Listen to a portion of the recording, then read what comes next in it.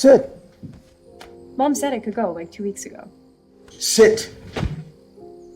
Listen to your father. You're not going. That's final. Right on.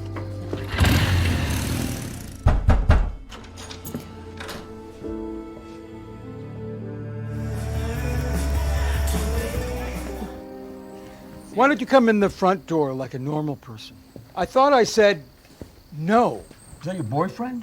That's not your business. Oh, when you're in my house, you follow my rules. Really? You had to do that? That's my plan. Go, see the world. Bye, honey. Bye-bye. Hang up the phone. I need your help with something. Come on, up. What is this place? What do you think? That's too bad. What are you doing? What are you doing? Dad! Help! Mom! Mom!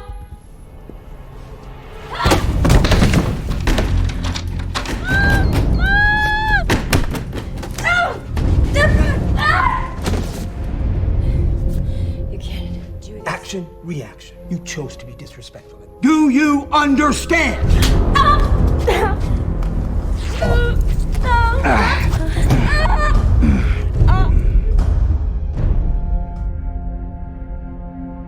The movie begins with a high-stakes emergency as a man named Don and a woman named Sarah rush a young girl, Marie, to the hospital.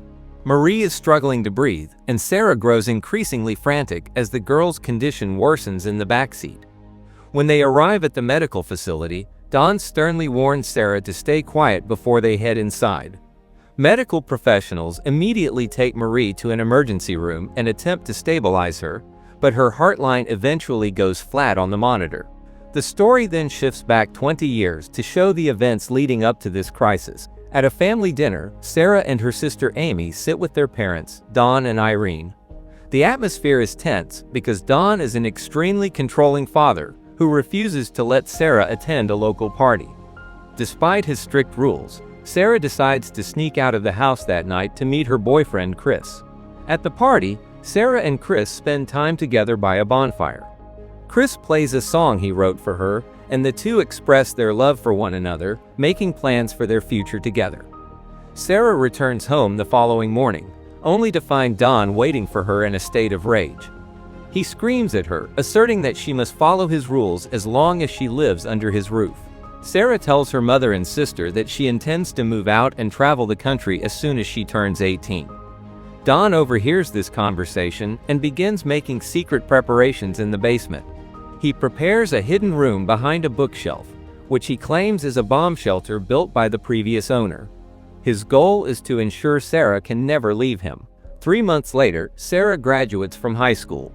While Irene is away from the house, Don asks Sarah to help him move some heavy boxes into the basement. Once they are inside the secret room, Don quickly exits and locks the heavy door, trapping Sarah inside. She screams for help, but the room is soundproof, and no one in the house or the neighborhood can hear her.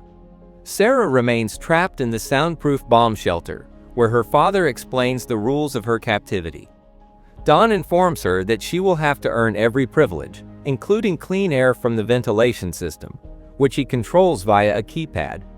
During this time, Don begins to sexually assault his daughter. Meanwhile, Irene and Amy notice Sarah is missing and contact the police. The police investigate the disappearance, but conclude that Sarah is likely a runaway because she is 18 years old. Chris also comes to the house looking for her, but Don lies and tells him that Sarah ran away with a local man named Steve. Sarah spends her 18th birthday in the basement, where Don gives her a cake and a red dress.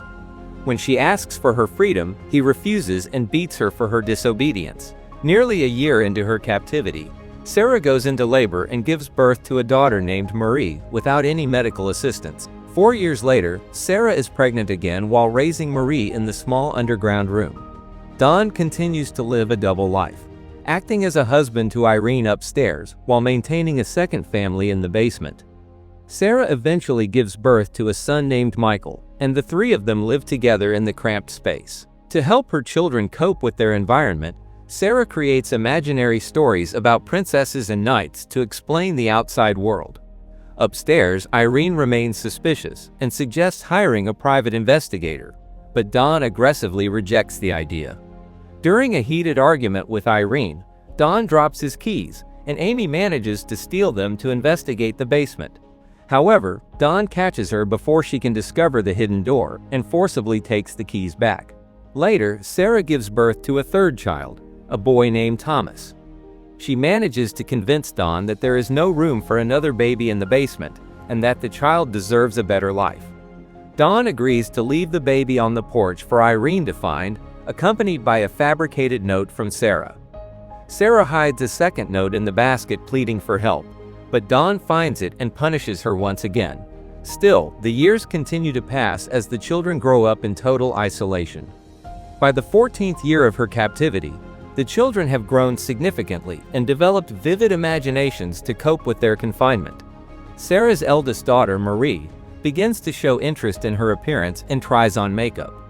When Dawn shows an inappropriate interest in Marie's beauty, Sarah begs him to leave her alone. In retaliation for her interference, Dawn shuts down the power, cutting off the air circulation and leaving the family gasping for breath. As Sarah reaches 17 years in the basement, she notices a leak in the ceiling following a rainstorm. Using a simple spoon, she spends the night digging through the damp roof until she reaches the surface. She uses a light to flash a distress signal toward a neighbor's house. However, the neighbor informs Dawn about the light rather than calling for help.